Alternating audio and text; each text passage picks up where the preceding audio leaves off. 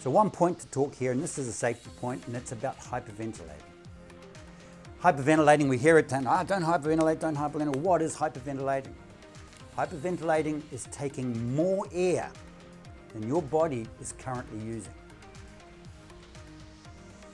We're running around here, we've got about 96% oxygen saturated blood.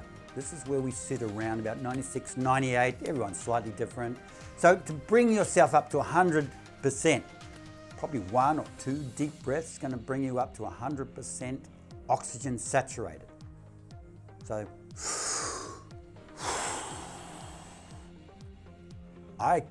because I've got a relatively big lung size for my body size, that one breath is a bit too much air for how my body is working right now.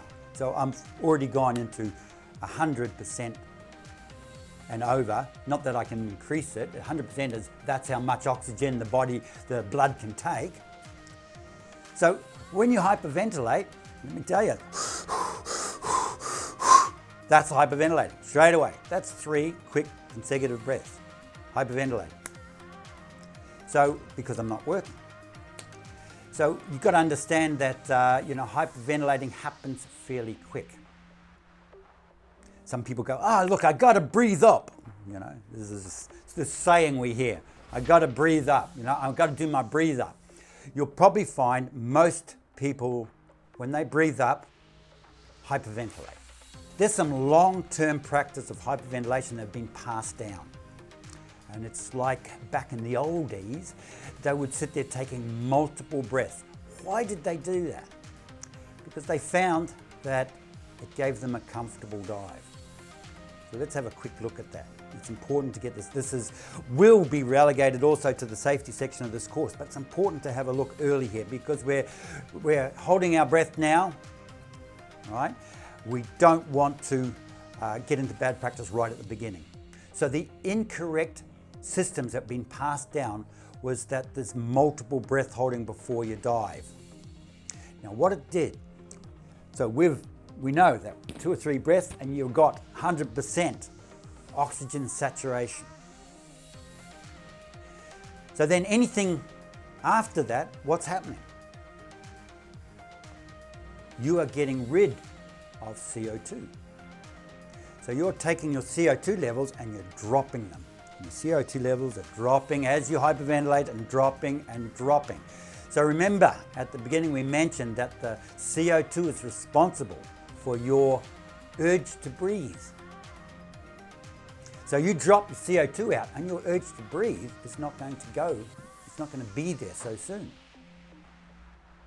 Now, where hyperventilation gets people in trouble time and time again is they hyperventilate, they dive, they're down underneath, they're looking at fish or they're doing whatever they're doing and they keep going and they're feeling great. It's comfortable. Oh, how good is this? Oh, it's such good, I'm diving so long and blah, blah, blah. Next thing they go, they start feeling the urge to breathe. Okay, they're down 15 meters. That's about a 15-second return to the surface, and they haven't left enough oxygen because they've got their safety systems have been destroyed, taken away. Their CO2 is so low it didn't kick in until the oxygen was also low, too low, and then they come up, they hit that top 10 meters, and there's a situation happens in that top 10 meters, which we'll cover later, and they black out. And this is where hyperventilation gets into trouble.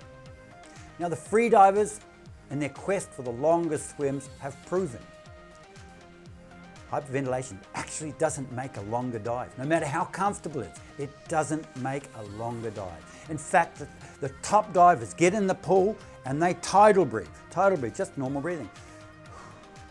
Just normal breathing.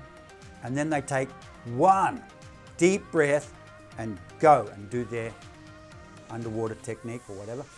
And that gets the longest swims. But they're not comfortable swims, and part of the fortitude of a free diver is to be able to overcome the discomfort from the urge to breathe that happens very quickly because there's plenty of carbon dioxide in the system. Now, in the safety section of this, we will cover what's going on in the system in regards to this carbon dioxide and what's happening in the blood, so you get a bit more of an understanding. But for now, don't hyperventilate. Don't get used to it. If you're going out to dive, 3 or 4 slow, deep breaths is the most you should do. Thanks for watching, guys. If you'd like to see more, we have loads of content on our YouTube channel, so be sure to check it out. Also, if you enjoyed this video, don't forget to like and subscribe, and be sure to check out our stores. Or you can shop online at www.spearfishing.com.au.